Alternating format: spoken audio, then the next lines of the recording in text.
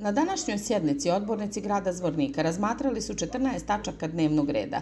Između ostalog usvojena je odluka o osnivanju organizacione jedinice dječjeg vrtića Naša radost 3, odluka o uklanjanju objekata u gradu Zvorniku radi izgradnje parking prostora, te odluka o pokretanju inicijative za osnivanje srednje umjetničke škole Vojin Komadina u Zvorniku.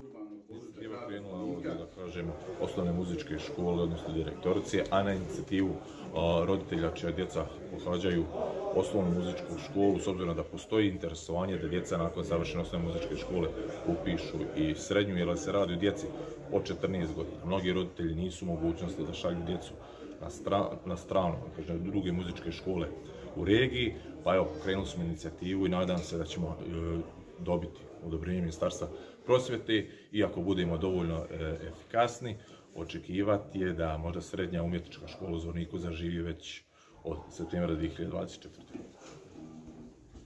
Usvojen je izvještaj o izvršenju budžeta grada Zvornika za period od 1. januara do 30. juna 2023. godine. Kada je u pitanju izvršenje budžeta prvih 6 mjeseci, evidentno je da su rashodi veći od prihoda. Na nekim od ranijih skupština, to smo već i komentarisali, šta je razlog, pre svega prihodi PDV-a su značajno bili manji u prvih, pre svega 5 mjeseci, već od juna mjeseca, pa da kažemo na ovamo, došlo je do neke stabilizacije, očekujemo da do kraja godine budžet bude uravnotežen. Tako je, i danas smo donijeli odluku, kao što sam i najavio u proteklom periodu, da ćemo ići stalno u proširenje kapaciteta parking prostora, i danas smo kupili jednu lokaciju koja će doprinijeti da proširimo parking prostor u gradu.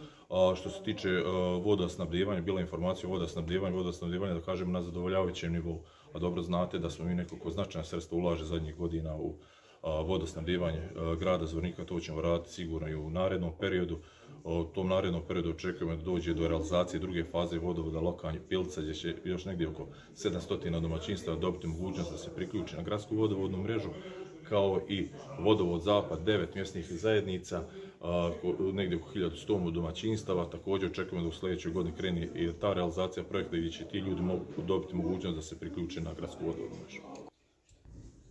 Zvornički odbornici su većinom glasova usvojili informacije o stanju vodosnabdijevanja na području grada Zvornik, kao i pružanju drugih komunalnih usluga, zatim o stanju kriminaliteta, javnog reda i mira i bezbjednosti saobraćaja na području grada Zvornika za prvih 6 mjeseci ove godine, te izvještaj o realizaciji plana kapitalnih investicija za 2022-2024. godinu.